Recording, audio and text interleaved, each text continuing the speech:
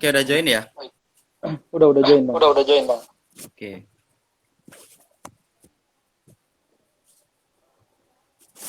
Baik, dimulai aja Baik, bang. dimulai aja bang. Oke. Ya, Assalamualaikum Assalamualaikum warahmatullahi warahmatullahi wabarakatuh. wabarakatuh. Waalaikumsalam warahmatullahi wabarakatuh. Pada Pada teman-teman, teman-teman, kembali lagi kita kembali lagi kita bertemu di Tifa Talks Tifa Talks pada hari ini pada hari ini dengan dengan pembahasan pembahasan bersama Bang bersama Julian Bang Julian dengan tema dengan tema perlindungan perlindungan hak-hak buruh buruh di era di pandemi era pandemi COVID-19. COVID-19. Sebelumnya, Sebelumnya, perkenankan saya perkenalkan berkenalkan diri. Saya Raffi Saya Alfain, Raffi Alfain, mahasiswa mahasiswa FH UMY, dan dan bersama saya bersama saya pemateri pemateri Bang Julian Dwi Julian Dwi Prasetya, Prasetya, FHMH. FHMH. Beliau adalah Beliau alumni adalah alumni Fakultas Hukum Universitas Universitas Muhammadiyah Muhammadiyah yang sekarang yang sekarang berprofesi berprofesi sebagai advokat advokat di Lembaga di Bantuan Lembaga Hukum Bantuan Hukum Yogyakarta. Yogyakarta. Dan selain itu Dan juga selain itu beliau juga beliau merupakan mantan merupakan ketua dari ketua ketua Petita. Petita.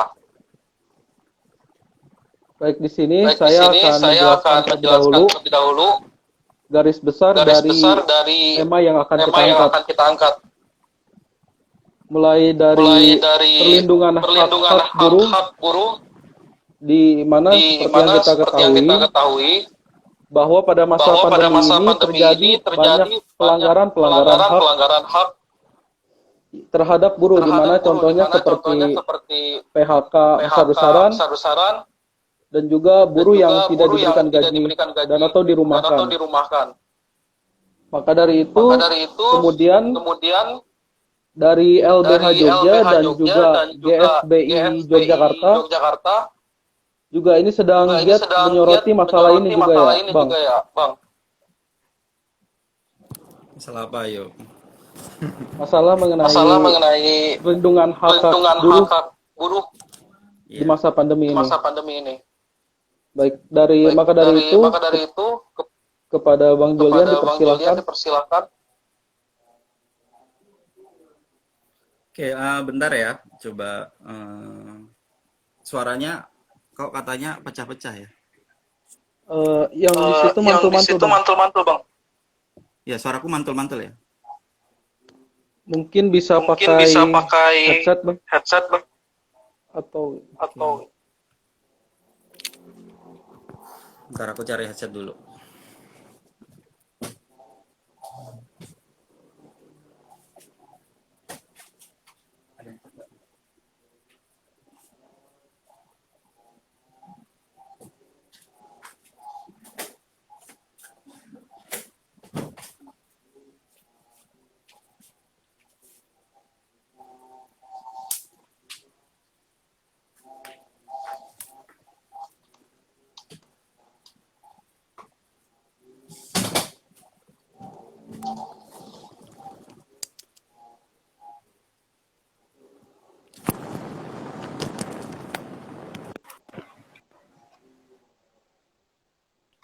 Suaranya mantul nggak? baik. Coba udah enggak?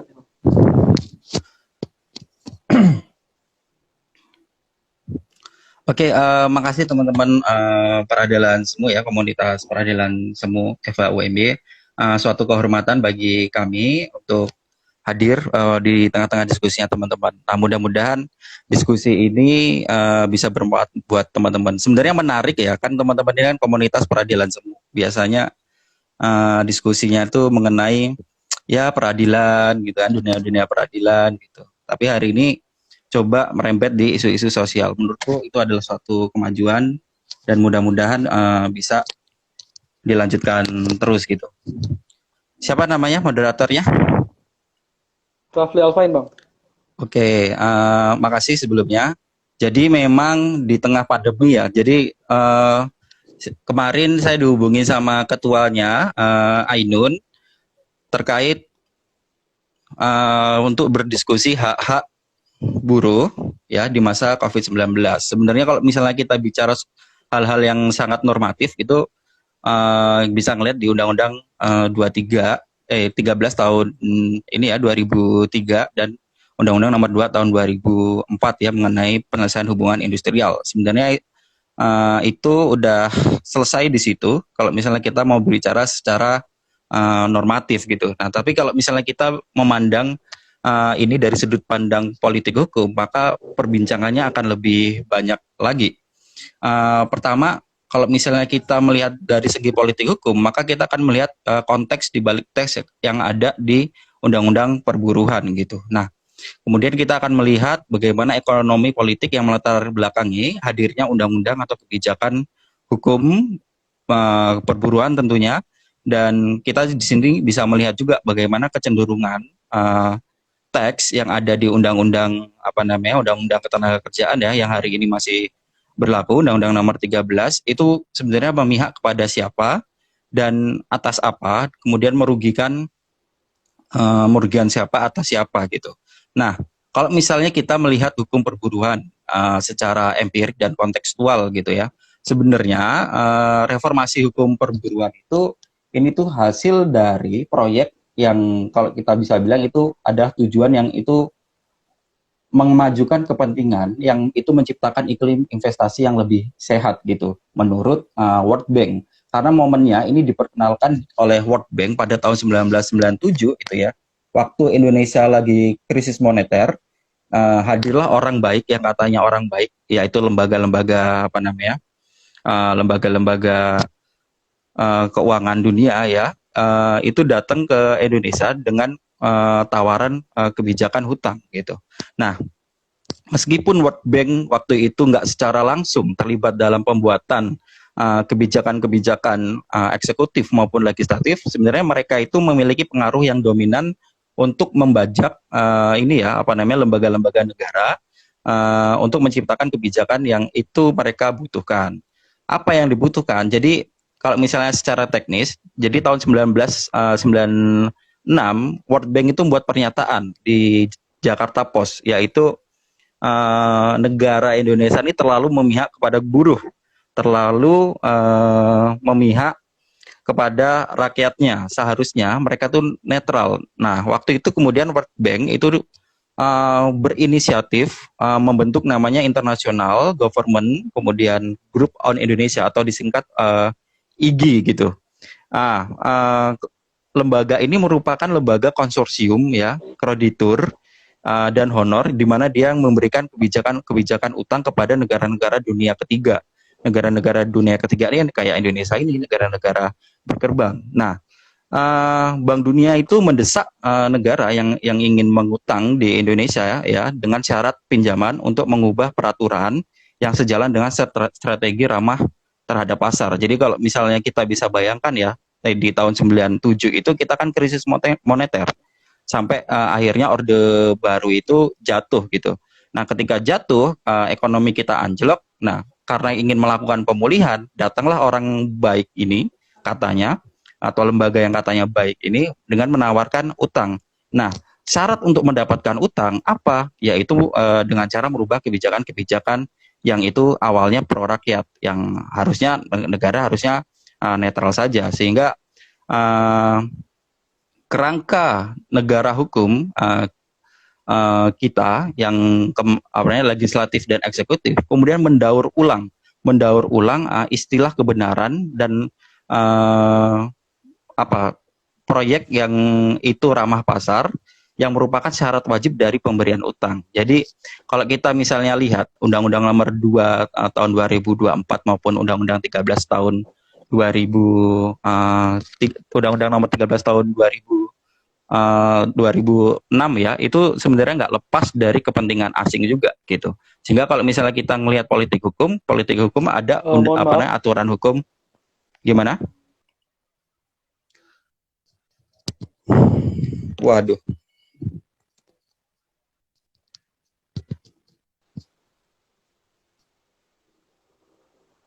Gimana?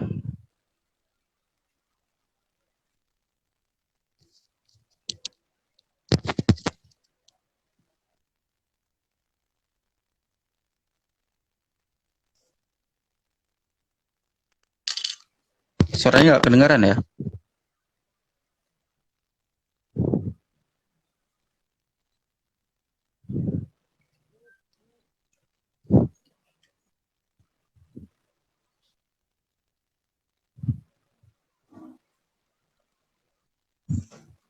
Suaraku kedengaran ya? Oke, suaranya moderator yang nggak kedengeran malahan.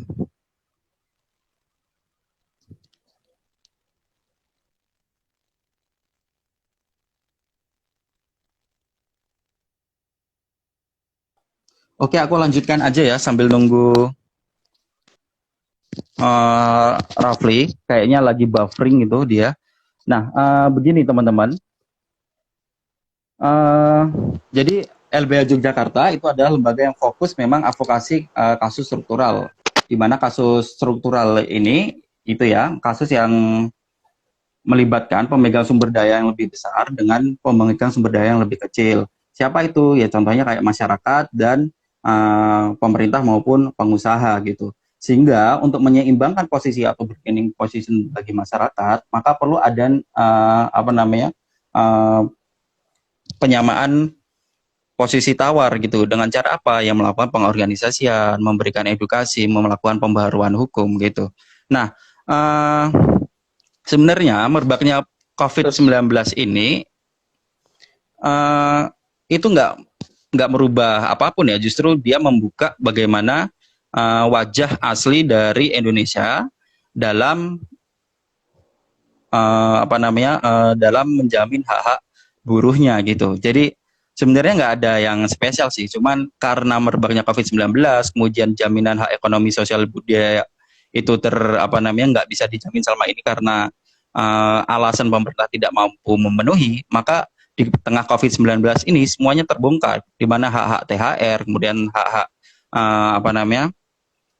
hak-hak PHK itu nggak dipenuhi gitu oleh negara maupun pengusaha. Nah, dalam konteks ini tentu saja dalam pemenuhan hak ekonomi sosial budaya, ketika negara itu bersifat pasif, maka itu terjadi pelanggaran hak asasi manusia. Dalam konteks ekonomi, harusnya negara itu bersifat aktif, di mana mereka memenuhi ekonomi masyarakatnya gitu. Kalau misalnya ada peran di Disnaker, nah lembaga yang hari ini kita amanahi untuk membela hak buruh kan adalah Disnaker gitu. Nah, karena ada kebijakan yang waktu itu lahir yang dianggap terlalu memihak, akhirnya lahirlah lembaga perhubungan industrial ini, kemudian memposisikan antara pengusaha dengan warga masyarakat ini setara. Padahal kalau misalnya kita mau bilang soal afirmasi, seharusnya dalam kondisi yang sama, perlakuannya sama, itu akan mencapai namanya keadilan. Tapi akan tidak mencapai keadilan ketika kondisinya berbeda, perlakuannya sama, pasti tidak akan mencapai keadilan. Gimana contohnya? Kalau misalnya ini ada orang tua membiarkan kakak sama adik itu berantem, sedangkan si kakak ini orang besar ini punya sumber daya yang lebih besar dari kekuatan, dari pikiran dan lain-lain. Kalau misalnya orang tua ini diam aja, maka nggak akan terjadi keadilan atau kesetaraan tersebut. Nah, kesetaraan ini harus dicapai dengan adanya peran negara yang lebih menjamin hak-hak warganya. Nah, kalau misalnya hanya dibiarkan saja warga masyarakat dibilang suruh menegosiasikan haknya dengan pengusaha, pasti posisi tawarnya sangat lemah, sangat tidak ini ya, bergondingnya sangat lemah sekali. Gimana mau saya mau menegosiasikan hak saya kalau misalnya saya masih takut dipecat, saya masih takut karena belum tahu hak saya itu seperti apa, maka perlu ada penguatan dari negara juga. Nah, padahal sebelum tahun 96 itu dipandang undang-undang kita itu undang-undang yang paling reformis di Asia Tenggara. Jam kerja itu masih masih dibatasi di bawah 40 jam dalam sebulan, kemudian ada hak-hak jaminan sosial. Tapi ketika ada campur tangan dari lembaga-lembaga pembiayaan dunia, itu justru mereformasi hukum perburuan kita menjadi tidak setara lagi antara posisi buruh dengan masyarakat dan antara buruh dengan pengusaha. Kira-kira sedikit terkait itu. Gimana teman-teman? Baik. Apakah ada suara saya, Bang? Ya, dengar. Ah, baik. Jadi untuk pembahasannya, jadi mohon maaf Bang sebelumnya, saya ini mau menginikan komentar. eh, Komentarnya untuk disematkan Bang, itu karena tema dari diskusi kita hari ini. Oh gitu, saya ngetik komentar Nah, dulu ya. Oke. ini udah ada komentar, tinggal di, ya bisa.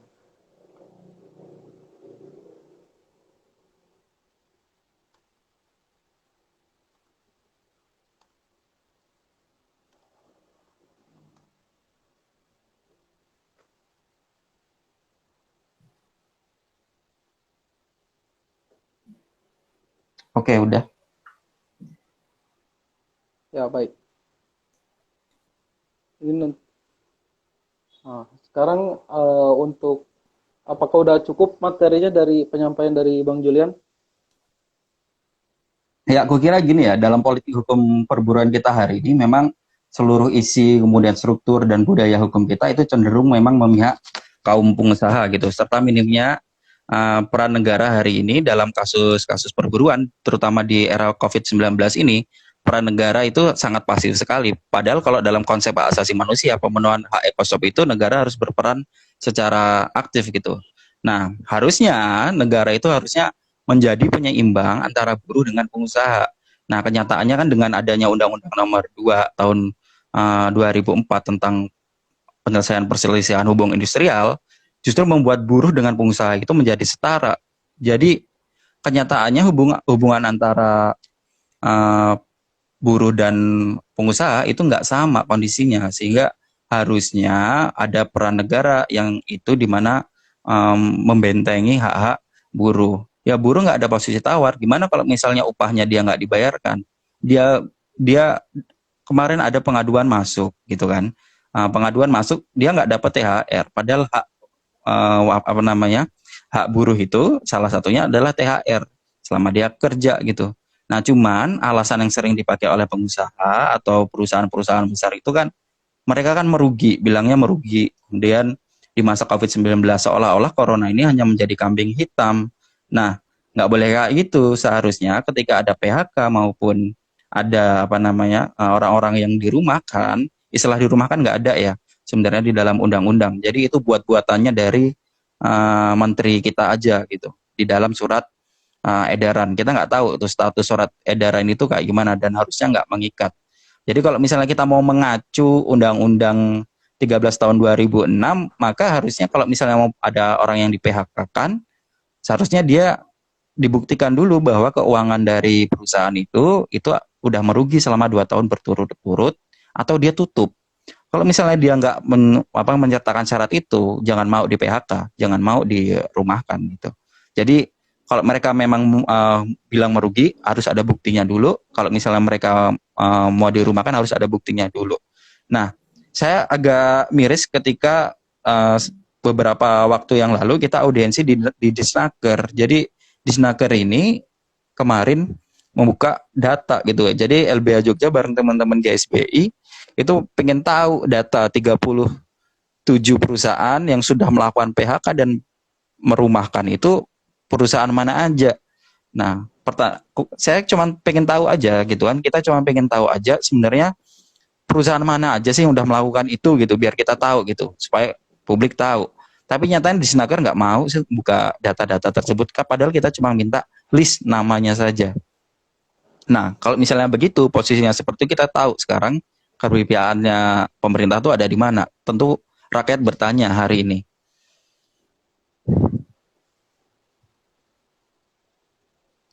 Gitu ya, poin pertama saya kira permasalahan bagi buruh itu nggak di tengah pandemi saja. Sebelum pandemi emang udah banyak sekali gitu. Dan itu dibuktikan karena hukum yang kita ciptakan itu nggak berdasarkan realitas masyarakat yang ada gitu, nggak berdasarkan kebutuhan masyarakat, tetapi karena ada kepentingan pihak luar dalam membentuk kebijakan kita supaya dianggap ramah pasar, ramah investasi. Tapi hari ini buruh itu hanya dipandang sebagai komoditas, hanya dipandang sebagai ya kamu tuh adalah alat untuk memproduksi. Kira-kira begitu. Ya, baik. Apakah sudah cukup, Bang? Oke, nggak apa-apa kita diskusi aja. Didiskusikan ya. Baik, di sini Mm-mm. kita akan memasuki sesi diskusi, di mana akan dibagi menjadi dua sesi, di mana sesi pertama ini pertanyaan diambil dari question box yang sudah ditampung dari akun Petita UMY. Nah, sesi kedua ini untuk dari kolom komentar dari para audiens, untuk nanti silakan bertanya di sesi kedua. Jadi akan dibuka terlebih dahulu sesi yang pertama. Ini ada pertanyaan dari Heri Andi Siregar, alumni Fakultas Hukum UMY, angkatan 2015. Pertanyaannya, bila memang ada hak-hak buruh dan hak tersebut juga bagian dari hal yang diatur dalam Undang-Undang Ketenagakerjaan, namun kemudian bila sebuah perusahaan dalam memenuhi hak-hak buruh dapat terancam pilot sehingga buruh tidak mendapatkan hak atau pesangonnya, apakah perusahaan tersebut dapat dituntut? Lalu apakah ada alternatif dalam hukum untuk menyelesaikan persoalan tersebut agar kedua belah pihak mendapatkan keadilan? Oke, sebenarnya Hari Andi Siregar kayaknya saya kenal ini anaknya ini ya. Jadi gini, kalau misalnya kita melihat hubungan, sebenarnya kan kalau misalnya ada perselisihan hubungan industrial, memang itu pertama harus diselesaikan di PHI dulu, Pengadilan Hubungan Industrial. Nah, saya menarik ada salah satu contoh kasus di mana contoh kasus itu adalah antara PT Dirgantara melawan karyawannya. Jadi PT Dirgantara dan karyawannya ini, PT Dirgantara ini adalah salah satu perusahaan BUMN gitu. Nah, jadi rakyat waktu karyawannya waktu itu gugat BUMN ini karena kalau nggak salah tidak melakukan pemenuhan terhadap hak hak dalam PHK kayak pesangon dan lain-lain. Nah, kemudian selesailah itu di dalam PHI dan memutuskan bahwa PT Dirgantara ini wajib membayar karyawannya. Nah, kemudian karena tidak membayar, akhirnya PT Dirgantara diajukan permohonan pilot oleh karyawannya. Kenapa? Karena perjanjian hubungan industrial itu merupakan perjanjian utang, sehingga dalam melakukan pemenuhan tersebut akhirnya mereka diajukan karena dianggap utang itu merupakan utang, udah jatuh tempo dan harusnya dapat dibayarkan gitu kan. Nah, akhirnya mereka mengajukan pilot dan itu di kalau nggak salah tingkat pertama itu dipilotkan itu PT Dirgantara. Jadi kalau misalnya kita mau cari skema hukum, kira banyak sekali gitu. Cuman masalahnya adalah hari ini negara kemana? Kok bisa sih kalau ada orang yang di PHK seperti kayak gitu didiemin aja? Nah, padahal kalau misalnya di dalam konsep hak asasi manusia, pelanggaran HAM itu bisa aja karena tindakan aktif dari negara maupun tindakan pasifnya atau terjadi pembiaran. Jadi dalam rangka melindungi segenap tumpah darah Indonesia, ketika mereka melihat, wah ini ada orang yang mencuri atau perusahaan atau badan hukum yang mencuri-curi hak-hak buruh, seharusnya dia melakukan tindakan aktif dengan apa? Memperingatkan buruh gitu.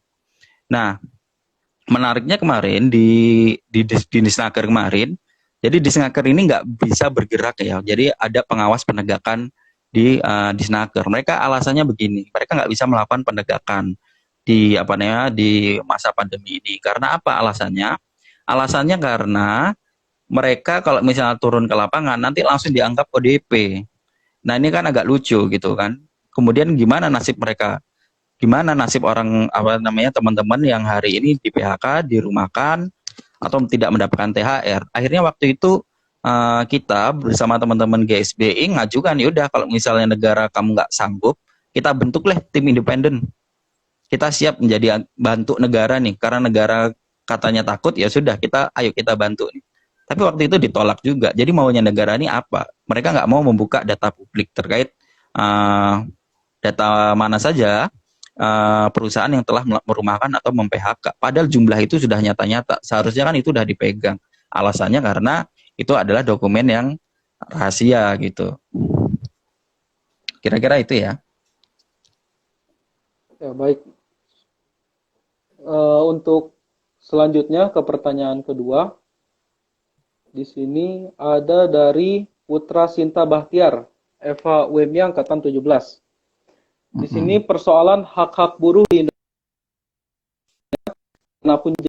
manapun jauh belum dan masif sekali, dan bisa dilihat salah satu contohnya di Indonesia, Marsinah yang dibunuh karena memperjuangkan hak-hak buruh, dan baru-baru ini terjadi lagi tindakan diskriminasi buruh lokal yang di PHK dan pemasukan TKA dari Cina ke perusahaan tersebut. Bahkan ketika 13 buruh tadi melakukan demo, tepatnya pada hari buruh 1 Mei kemarin, mereka ditangkap oleh kepolisian setempat. Bagaimana tanggapan Abang terkait kasus tersebut, dan apakah sudah selemah itu pertahanan negara ini sehingga mudah sekali dikontrol dengan kebijakan masuknya investor dan TKA asing? Ya, saya ingin menanggapi begini. Pertama, jangan sampai kita justru arah konfliknya itu dibenturkan dengan sesama tenaga kerja. Kalau misalnya konfliknya arahnya ke sana, maka itu akan blunder dan itu narasinya akan berhasil. Dan kita nggak boleh dong mau bilang anti diskriminasi, tapi kita juga mendiskriminasi etnis, salah satu etnis Cina lah, kemudian apa namanya nanti tempat-tempat lain. Nah, saya nggak merekomendasikan kita harus membenci tenaga kerja apapun etnisnya, apapun sukunya gitu. Nah, harusnya konfliknya ditarik lagi nih. Sebenarnya mereka ini kan sama-sama tenaga kerja ya, mau walaupun dia asing maupun dia apa namanya lokal, itu harapannya adalah satu perjuangannya adalah bagaimana caranya apa namanya melawan hegemoni yang dibangun oleh oligarki. Siapa oligarki? Nah, oligarki ini adalah orang-orang yang dia punya kekuasaan dan dia berelasi dengan apa namanya pemodal gitu, sehingga muncullah namanya kaum-kaum oligarki. Nah, kalau misalnya kaum oligarki ini udah jadi satu, ini agak susah juga. Kenapa? Karena relasinya bias. Kita jadi susah nih mau bedain dia sebagai pemangku kebijakan dengan bedakan dengan dia seorang uh, pengusaha gitu. Coba bayangkan gimana caranya kita bedakan dua orang itu. Akhirnya kebijakan yang muncul itu represif, tidak responsif terhadap kebutuhan masyarakat. Nah, catatan saya jangan sampailah kita apa namanya arah konfliknya, tanggung jawabnya itu diarahkan ke ini ya, ke sesama kelas. Tapi coba kita lihat lagi secara struktur, sebenarnya yang pihak yang paling bertanggung jawab nih siapa? Ya harusnya negara. Nah, kadang memang negara itu susah untuk memenuhi hak apa namanya masyarakatnya karena apa? Ada tantangan. Tantangannya dari mana? Justru tantangannya dari eh, lembaga-lembaga kayak sebenarnya tadi saya jelaskan lembaga-lembaga pembiayaan tadi. Lembaga-lembaga pembiayaan tadi melakukan intervensi kepada negara sehingga pemenuhan hak atas masyarakat itu biasanya terhalangi karena pihak ketiga. Dan ini jadi tantangan dari konsep hak asasi manusia sendiri bahwa negara menjadi satu-satunya aktor yang bertanggung jawab. Padahal di belakang itu banyak juga apa namanya aktor-aktor lain kayak misalnya transnasional TNC ya, Transnational Corporation, kemudian ada lembaga pembiayaan dan lain-lain tentunya.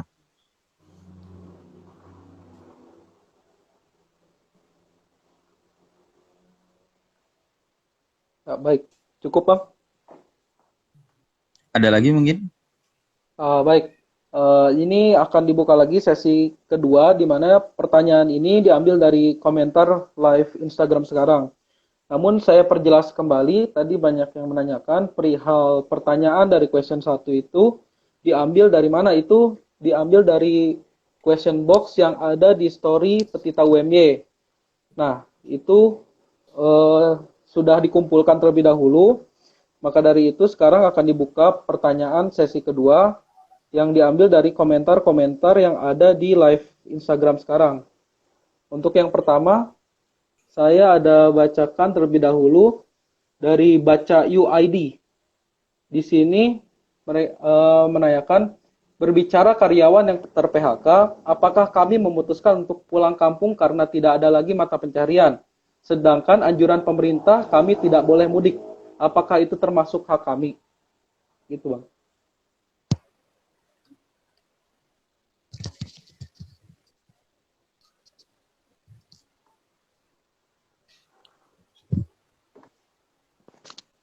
Ya Bang, apakah masuk? Jadi pertanyaannya adalah berbicara karyawan itu ya tadi ya. Coba saya ulangin dulu. Saya Adalah ulangin kami kembali. memutuskan untuk pulang kampung karena tidak ada lagi mata pencarian. Sedangkan anjuran pemerintah kami tidak boleh mudik. Nah, ini agak dilematis juga gitu kan. Di mana di tempat dia di PHK itu apa namanya mereka nggak ada ini ya, nggak ada jaminan dari pemerintah. Jadi kemarin kalau misalnya kita khusus di Yogyakarta kemarin apa skema pemerintah terhadap korban PHK gitu. Kemudian mereka membuat tuh beberapa program-program yang mereka buat. Satu, mereka katanya melakukan pendaftaran. Pendaftaran buat apa? Untuk BLT, bantuan langsung tunai, kemudian kartu prakerja dan lain-lain. Permasalahannya nggak ada jaminan juga. Kalau misalnya cuman untuk melakukan pendaftaran, gimana jaminan mereka untuk mendapatkan haknya? Nah, agak dilematis kalau misalnya anjuran pemerintah itu nggak boleh mudik, sedangkan di tempat mereka merantau itu nggak ada jaminan terhadap pemenuhan pangan. Nah, ini sebenarnya ini agak dilematis. Ya, kalau misalnya pemerintah punya apa namanya punya punya kebijakan itu, kalau misalnya mereka menyatakan melakukan PSBB maupun melakukan karantina wilayah, maka ada kewajiban yang harus mereka penuhi, yaitu pangannya minimal mereka harus support pangannya, kemudian kebutuhan-kebutuhan pokok pada karyawan-karyawan ini gitu. Saya kira itu. Jadi nggak melepaskan hak. Jadi kalau misalnya ada agak miris ya. Sebenarnya kan COVID-19 ini memang kalau di sektor kesehatan itu akan berdampak pada orang yang kena. Tapi kalau misalnya kita pakai sudut pandang ekonomi, nggak pandang kamu sehat, nggak pandang miskin, itu bakal kena semua. Nah, kadang pilihan tidak mau melakukan PSBB atau karantina wilayah karena mungkin pemerintah nggak mau memberikan kewajibannya kepada warganya terkait hak untuk mendapatkan bahan-bahan pokok untuk jaminan dia hidup selama mengisolasi diri. Nah, itu yang tidak mau dipenuhi. Nah, ini agak miris. Maka tadi aku melihat ada pertanyaan juga. Jadi gimana kalau misalnya seluruh serikat buruh itu menyatu membuat satu badan hukum pelatihan selepas jam kerja sehingga nanti jika memungkinkan mereka akan jadi pengusaha baru yang mempekerjakan orang. Eh, Sebenarnya kalau kita lihat ya, sebenarnya kan serikat pekerja itu harusnya emang dibentuk di masing-masing perusahaan. Tujuannya apa? Seharusnya mereka bisa menjadi pemegang saham juga di perusahaan itu. Jadi kalau misalnya kita lihat struktur perusahaan itu kan ada direktur, ada direksi, komisaris, dan RUPS. Nah, serikat buruh dibentuk tujuannya apa? Tujuannya adalah merebut kesejahteraan dengan apa? Mengalihkan saham. Jadi serikat itu dibentuk supaya dapat merebut saham yang ada di perusahaan-perusahaan tersebut. Sebenarnya nggak nunggu di PHK, nggak harus nunggu PHK dulu, tapi ketika dia sedang di perusahaan tersebut, mereka bisa melakukan upaya tersebut. Jadi mengalihkan saham. Jadi ketika ada serikat buruh, sahamnya 1%, tahun depan berapa persen, dan itu sebenarnya dianjurkan di dalam undang-undang. Kira-kira gitu. Baik. Mungkin dari pertanyaan dari eh, Pur Cahyo Sumardino itu sudah dijawab. Langsung aja ke pertanyaan dari SR Rina. Jadi pertanyaan gini Bang, di perusahaan kakak saya beberapa karyawan dipaksa resign, padahal beberapa karyawan tersebut masih sangat membutuhkan pekerjaan. Alasannya perusahaan tersebut tidak sanggup membayar uang pesangon. Bagaimana seharusnya sikap karyawan yang dipaksa resign tersebut, Kak? Oke, sebenarnya di dalam Undang-Undang Ketenagakerjaan ya, saya nggak mengacu pada surat edaran menteri karena itu nggak mengikat secara hukum gitu. Ibaratnya kalau saya mau kasih tahu teman-teman pakai surat aja gitu, itu hanya himbauan aja. Maka kita tetap mengacu pada Undang-Undang Ketenagakerjaan. Nah, Undang-Undang Ketenagakerjaan sebenarnya PHK itu harus dirundingkan dulu, nggak bisa secara sepihak dan semena-mena perusahaan itu. Nah, kalau misalnya mereka memang ingin melakukan PHK tadi saya sudah jelaskan, itu bisa dilakukan ketika memang perusahaan itu merugi secara 2 tahun berturut-turut dan itu dilampirkan laporan keuangannya dan itu diserahkan kepada Disnaker supaya bisa dicek bener nggak nih merugi atau enggak nih, diaudit dulu, dicek dulu bener nggak, jangan-jangan nggak apa namanya alasan perusahaan untuk nggak sanggup membayar itu cuman alasan yang semu doang. Nah, maka perlu dibuktikan. Buktinya apa? Audit. Kalau dia bisa membuktikan audit selama 2 tahun berturut rugi, boleh dia melakukan PHK. Dan kalau memang perusahaan itu tutup, maka boleh dia melakukan PHK. Kalau nggak tutup, berarti itu cuma alasannya aja. Dan menurut saya, biasanya karyawan itu akan disodorkan oleh surat-surat pengunduran diri ya, secara sukarela gitu. Dipaksa suruh tanda tangan. Ya jangan mau.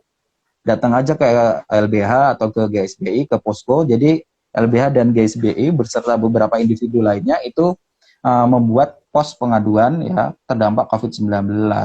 Jadi tujuannya apa? Supaya kita tahu nih dan melakukan monitoring kepada pemerintah juga untuk melakukan advokasi ini. Jadi gimana? Kalau misalnya jadi pemandangan-pemandangan ini itu sebenarnya sudah jadi gamblang ya, setiap hari memang kita saksikan. Jadi menunjukkan sebenarnya ini hari ini ada peran negara yang gagal gitu dalam memenuhi hak atas pekerjaan, hak atas ekonomi warga masyarakatnya. Nah, berkaitan dengan realitas itu, maka harusnya kita dapat mengajukan pertanyaan, apakah kegagalan itu akibat dilakukan secara by omission atau by commission, karena pembiaran atau tindakan aktif. Nah, kalau misalnya karena pembiaran, masa Disnaker nggak ngelihat sih fenomena ini? Harusnya kalau misalnya dia di bawah Menteri Ketenagakerjaan, dia harusnya menaati itu. Undang-undang Ketenagakerjaan menjadi pegangannya. Nah, tapi kan hari ini nggak ada, sehingga kukira saling gotong royong untuk kita ya, untuk saling kalau ada teman-teman mendengar tetangga atau teman-temannya, silakan datang aja ke LBH Yogyakarta maupun ke posko bersama teman-teman GSBI. Nanti ayo kita langsung diskusikan gitu. Nah, ini menjadi penting ya. Jadi pelanggaran hak ekonomi, sosial dan budaya, kemudian hak atas pekerjaan ini itu saya kira ini perlu diangkat ke publik gitu, baik dengan cara monitoring maupun cara advokasi kebijakan dengan tujuan agar apa? Mengakhiri impunitas para pengusaha, para perusahaan-perusahaan besar dan abainya pemerintah. Nah, supaya apa? Kalau misalnya kita tahu pelanggarannya di mana, tahu secara terang bagaimana mekanisme pelanggarannya, maka kita tahu bagaimana cara memulihkan hak-hak dari para warga negara atau orang-orang yang di PHK atau dirumahkan ini, gitu. Jadi teman-teman yang merasa di PHK atau dirumahkan, saya kira punya peran penting juga untuk turut aktif, memberanikan diri untuk melaporkan kasusnya. Kalau misalnya nggak bisa sendiri, ya carilah, berelasilah, dan cari kontak-kontak. Kukira kami hanya bagian kecil saja dalam mengadvokasi kasus ini. Banyak di luar sana yang bisa mengadvokasi kasus perburuan dan mau memperjuangkan hak buruh teman-teman. Kira-kira gitu. Ya baik. Selanjutnya ini mungkin ada tanggapan dari Bramantio Mahendra. Di sini dia menyebutkan jika ter-PHK lalu hendak pulang kampung, bisa menunjukkan paklaring jika diperiksa oleh petugas checkpoint seperti yang dilakukan pekerja di Karawang yang pulang kampung ke Jawa Tengah. Itu mungkin tanggapan dari Bramantio. Apakah mau ditanggapi lagi oleh Bang Julian? Iya, udah benar itu. Untuk selanjutnya, Bram itu ini ya, bukan mantan, deng, anggota pasif Petita juga. oh iya. Baik, untuk selanjutnya di sini kebetulan masih ada waktu lagi. Kepada audiens yang ingin bertanya lagi bisa menanyakan di kolom komentar.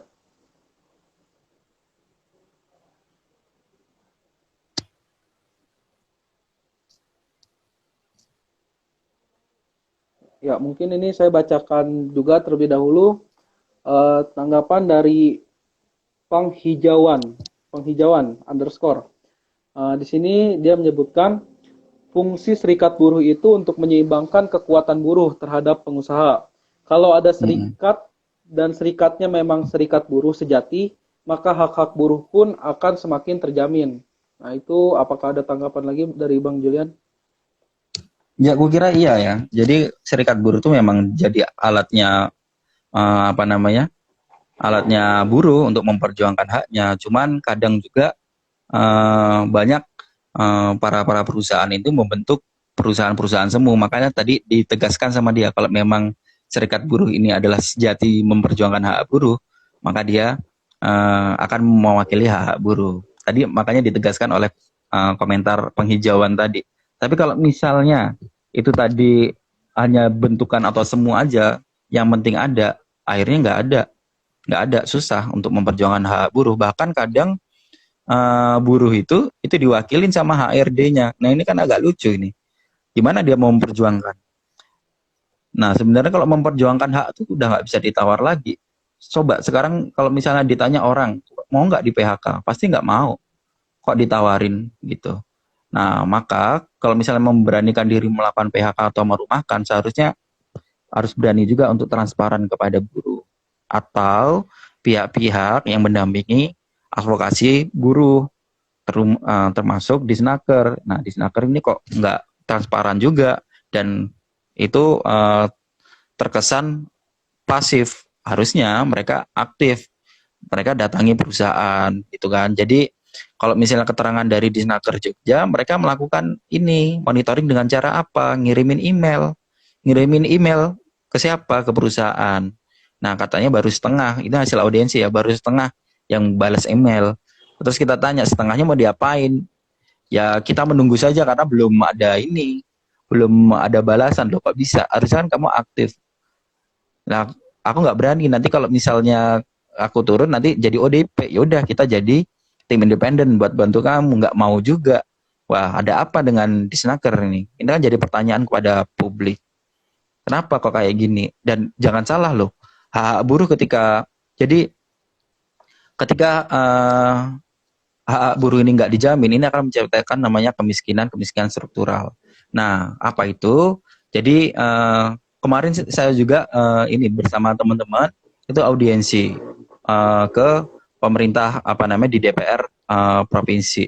Nah, bagaimana membongkar skema skema penanganan COVID-19 ini khusus di isu ekonomi itu, terutama hak atas pekerjaan. Nah, mereka memandang mereka sudah melakukan program bantuan-bantuan gitu yang akan disalurkan ke masyarakat. Nah, itu baik tujuannya, tapi menurut saya pemikiran seperti itu memberikan pandangan bahwa kemiskinan itu masih dipandang problem individu, tidak lebih ke hal-hal yang struktural. Bahwa sebenarnya kalau misalnya dari awal pemerintah punya komitmen untuk menjaga atau menegasi pengusaha-pengusaha atau perusahaan-perusahaan, seharusnya nggak akan terjadi orang-orang yang di PHK, dan itu akan mengurangi jumlah beban dalam pemberian bantuan langsung tunai atau bantuan-bantuan lainnya. Nah, hari ini bantuan-bantuan itu kan terkesan nggak cukup buat banyak orang. Ya jelas nggak cukup. Karena apa? Banyak orang juga yang jadi korban PHK. Mereka kepikiran juga kan, biaya kuliah anak nggak kurang-kurang gitu kan. Udah nggak punya pekerjaan, kemudian anaknya minta duit kuota untuk kuliah online, kemudian bayaran yang ternyata nggak ada potongan, nggak ada potongan dari kampus. Nah, ini mereka pusing juga, akhirnya ya sudah nggak bisa kuliah, mau gimana? Masa pandemi, ekonomi nggak jalan gitu. Ya itu banyak fenomena tersebut. Nah, kemarin agak menarik gitu waktu kumpul dengan beberapa teman yang punya inisiatif membentuk namanya Solidaritas Mahasiswa untuk bantu orang tua. Apa itu? Jadi solidaritas ini cuman menuntut kampus kembalikan uang yang itu nggak dipakai. Jadi kalau uang yang dipakai oleh kampus itu kan ada uang gedung, ada uang kemahasiswaan yang itu hari ini nggak dipakai. Kemudian uang perpustakaan yang itu nggak dipakai. Jadi mereka menuntut uang itu dikembalikan, cukup bayar SKS atau ditunda dulu aja pembayarannya sampai masa COVID-19 ini. Tujuannya apa? Ya bantu orang tua itu yang korban di PHK juga. Jadi sebenarnya kita nggak bisa menilai satu fenomena itu secara parsial. Kita bisa melihat fenomena ini berhubungan satu sama lain. Kalau pemerintah gagal memenuhi hak para pekerja, maka akan berdampak di faktor-faktor lain. Pendidikan pasti akan terhambat juga, karena untuk pemenuhan pendidikan itu butuh biaya. Nggak bisa, ya, pendidikan formal itu membutuhkan biaya tinggi. Nah, inisiatif kampus juga agak lambat, sehingga ya tetap bayar segitu-segitu aja. Nah, ini ada korelasinya. Nah, jangan salah bahwa di dalam pemenuhan hak ekonomi sosial budaya, ketika itu dilanggar, itu akan berpotensi juga akan melanggar hak sipil politik. Contohnya kayak gimana? Oke, ada pekerja yang hari ini dirumahkan, di PHK, dia nggak dipenuhi haknya, kemudian dia melakukan kritik kepada pemerintah, misalnya di Snaker, atau kepada pejabat, gimana sih ini pejabat-pejabat negara ini kok nggak melakukan jaminan terhadap kami gitu. Bisa aja kritik masyarakat itu akan dibungkam. Kayak misalnya kemarin keluar surat telegram Polri gitu kan, tentang tindak pidana bagi kejahatan cyber, yaitu penghinaan terhadap presiden dan pejabat negara. Nah, itu kan mempengaruhi. Jadi sektor hak ekonomi sosial budaya itu akan berpengaruh juga dan akan mempengaruhi juga kebebasan sipil dan politik. Nah, itu harus hati-hati. Negara harusnya nggak boleh represif seperti itu. Nah, biasanya kritik masyarakat dibungkam itu supaya apa? Supaya ada stabilitas politik hari ini yang itu pengen dijaga. Jadi citranya pemerintah kalau bisa, ya kami sudah menangani secara maksimal, kami sudah melakukan upaya-upaya, skema-skema yang baik. Nah, tujuan pembungkaman tersebut ya itu untuk mencapai stabilitas politik. Nah, bagi saya ya sudah, kalau misalnya seperti itu, ayo kita berjuang bareng, membuka, memperluas akses informasi dan partisipasi masyarakat untuk melakukan monitoring dan melakukan advokasi gitu. Jadi di dalam melakukan, jadi niatnya sebenarnya simple di dalam pembukaan pos pengaduan COVID-19 bareng teman-teman GSBI. Minimal ada prinsip pemberdayaan yang jalan aja di sini. Prinsip pemberdayaan itu berdiri di dua pilar. Satu, masalah akses informasi. Kedua, masalah partisipasi. Gimana caranya para buruh itu mendapatkan informasi yang jelas akan hak-haknya. Mereka kemudian kedua, setelah mereka tahu informasi hak-haknya, mereka mau berpartisipasi. Berpartisipasi apa? Mengadvokasi hak-haknya, memperjuangkan hak-haknya. Buruh itu nggak bakal kadang terima aja kondisinya itu ketika dipecat oleh pengusaha, karena apa? Mereka merasa itu bukan haknya. Nah, tugas bagi kita, bagi mahasiswa, teman-teman, nanti komunitas peradilan semua ya, harapannya berlanjut, ya tolong diedukasi. Edukasi kepada diri sendiri, kepada teman terdekat, dimulai dari teman-teman terdekat, orang-orang sekitar. Itu merupakan upaya yang konkret sih. Baik, mungkin masih ada waktu lagi, kita batasi 3 penanya terakhir ya Bang. Oke. Nah, di sini ada dari Teh Gelas 721. Di sini pertanyaannya, sejauh mana peran konfederasi mengawali hak-hak terhadap buruh, sedangkan konfederasi di Indonesia cukup banyak dan susah menyatukan pikiran mereka, atau PHK saja dan memaksimalkan pesangon mereka? Ya. Mungkin bisa dijawab Bang.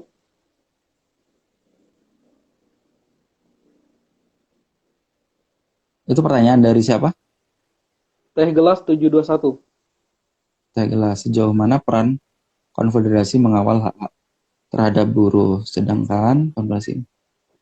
Ya, ini saya nggak bisa menilai ya sejauh mana peran konfederasi buruh. Cuman sebenarnya kemarin ada beberapa upaya, ada wacana melakukan kalau nggak salah bipartit atau tripartit nasional gitu ya.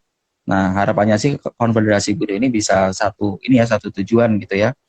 Dan sementara baru itu sih kita nggak tahu ya, karena itu sektoral sekali antara satu sama lain. Nah, kalau misalnya yang bermitra dengan LBH Jogja, GSBI ya itu punya komitmen mereka untuk bagaimana memperjuangkan hak buruh, hak THR, kemudian hak-hak pesangon gitu kan.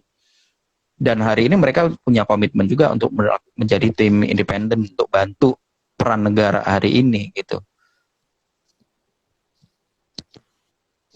Ya baik. Untuk selanjutnya, pertanyaan dari Florence 3575. Nah, di sini pertanyaannya, kalau menurut Bang Julian, hari ini pemerintah ngotot membahas Omnibus Law. Itu bagaimana di tengah pandemi global COVID-19? Apakah melindungi hak buruh atau hanya berpihak kepada pengusaha? Ya, aku kira kita belajar dari pengalaman lah. Tadi aku sudah cerita gitu ya, gimana politik perburuhan di Indonesia, bahwa lahirnya undang-undang apa namanya, Undang-Undang 13 tahun 2006, lahirnya Undang-Undang Nomor 2 tahun 2004 itu nggak terlepas dari kepentingan para pengusaha maupun para lembaga-lembaga apa namanya, lembaga-lembaga pembiayaan dunia lainnya dan peran-peran negara-negara dunia pertama tentunya. Nah, belajar dari pengalaman tersebut, saya kira hari ini nggak patut pemerintah itu justru membahas apa namanya omnibus law, khusus kalau misalnya isu ini isu ketenaga kerjaan, karena nggak kontekstual gitu ya dengan kondisi hari ini. Kalau misalnya mereka mau melakukan pro investasi, kukira investasi apa yang dicanangkan di tengah pandemi ini gitu. Nah, aku kira di sektor ketenaga kerjaan masih dipandang bahwa tenaga kerja itu hanya komoditas sumber daya. Jadi hari ini ya kalau misalnya kita melihat hukum yang berlaku, kita melihat reformasi legalisasi perburuhan di dalam rangka proyek ya, kukira ini proyek apa namanya kebebasan pasar itu hari ini cuma jadi alat aja. Alat apa? Alat untuk nindas, untuk memperbudak masyarakat dengan mulus. Nah, fenomena ini sebenarnya kita dikenal dengan istilah namanya perbudakan modern. Jadi kalau dulu negara kita itu diperbudak, kita ditodong dengan senjata ya oleh para penjajah, hari ini kita ditodong dengan istilah namanya hukum. Nah, aku kira ini harus kita tolak Omnibus Law ini di tengah COVID-19. Aku kira ini agak berat, tapi kok pemerintah kok cari-cari kesempatan, ini yang agak miris gitu. Di tengah pandemi ini fenomena-fenomena apa namanya kegagalan pemerintah yang tertuang di dalam kebijakannya yang sudah berlaku pun itu kan udah kelihatan, dan ini mau diperparah lagi gitu.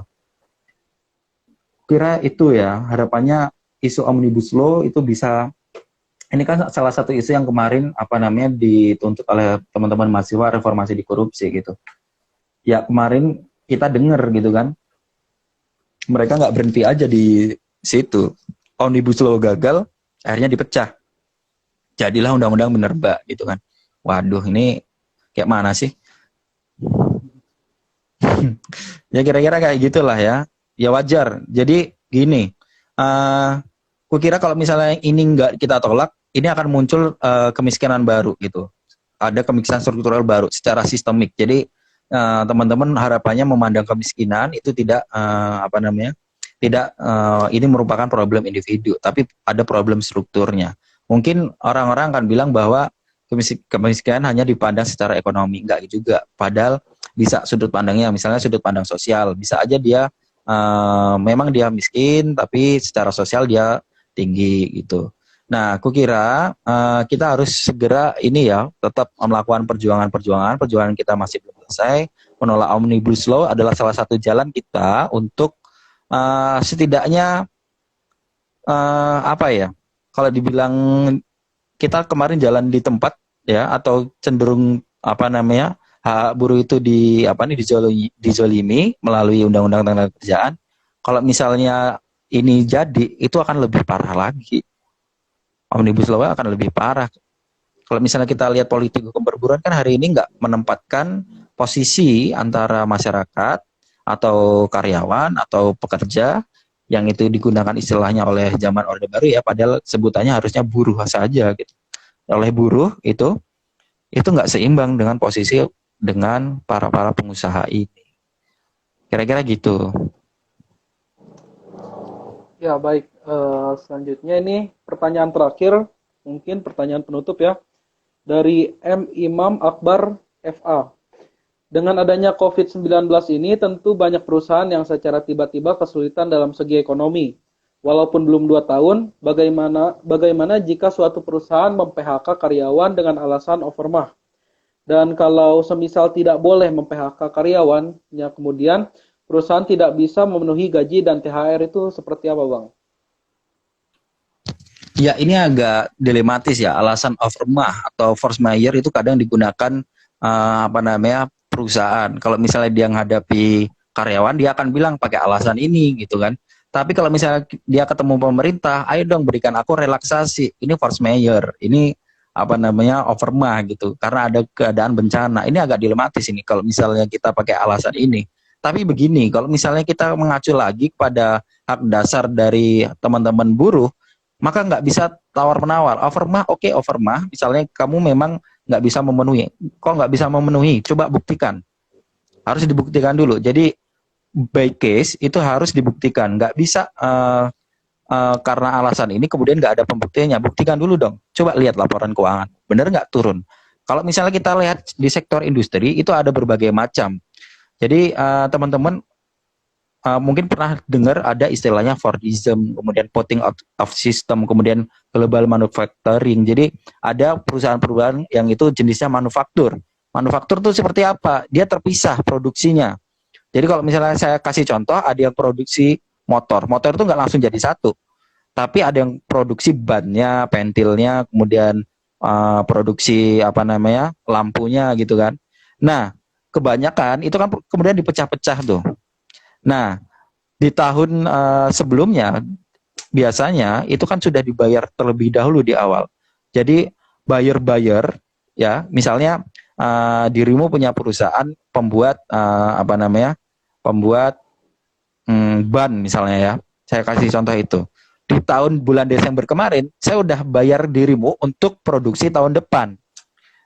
Nah, kalau misalnya kontraknya udah jadi itu kan, maka alasan dirimu untuk alasan overpay kan nggak ada. Karena apa? Karena kontraknya saya sebagai buyer udah bayar dirimu gitu.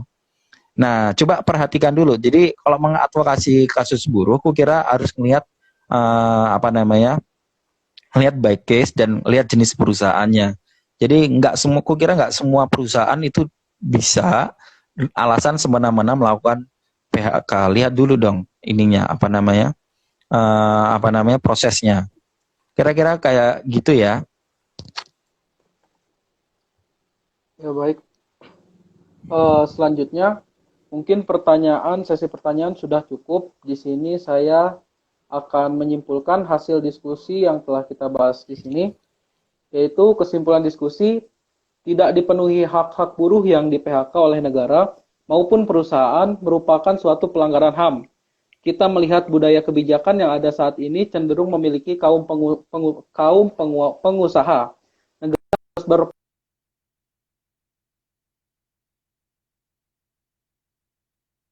salah satu pengusaha seperti itu. Mungkin ya Bang, sudah cukup diskusi kita hari ini. Ya, makasih ya teman-teman atas undangannya. Ya baik, terima kasih juga kepada Bang Julian yang sudah bersedia untuk menjadi pemateri di Petita Talks pada kesempatan kali ini ya Bang. Oke. Mungkin dicukupkan saja.